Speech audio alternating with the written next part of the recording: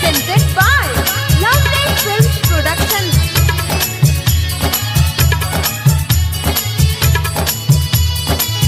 आप सुन रहे हैं अमित पटेल की आवाज में डीजे विकास रीगा सीतामढ़ी। चेहरा लागे जैसे चंदा आसमान के, हमारा जान के। चेहरा लागे जैसे चंदा आसमान के, हमारा जान के। करी के तना बड़ाई बा गजब सुघराई, देखी रूप हमर का बहाल बताई।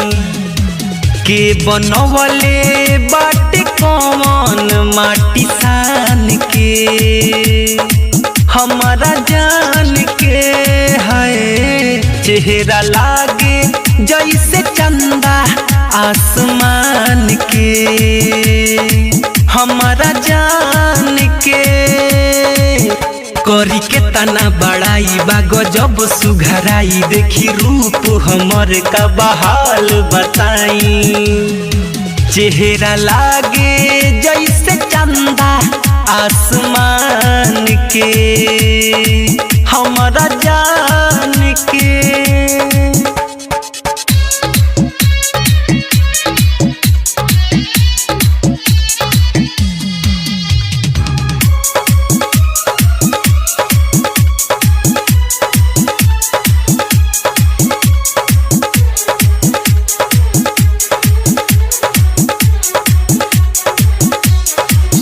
अखिया में बा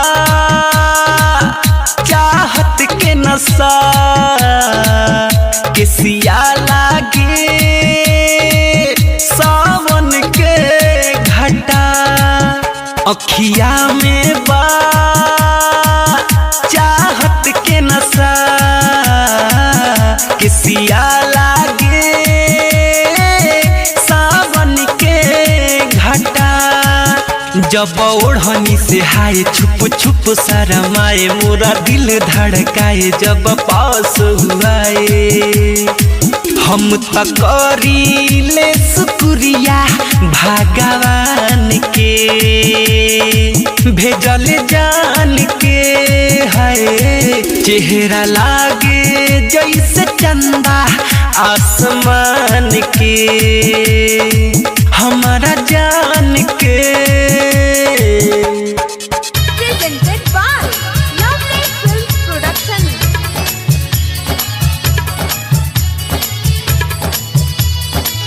आप सुन रहे हैं अमित पटेल की आवाज में डीजे विकास रीगा सीतामढ़ी। दुनिया में न बा केहू ऐसा न हो, मोरा जानम के रह जैसा न हो। दुनिया में न बा केहू ऐसा न हो, मोरा जानम के रह जैसा न हो। बावे होठ कोमल जस फूल के थाली, गोर गाल बुझाला रे दूध के छाली।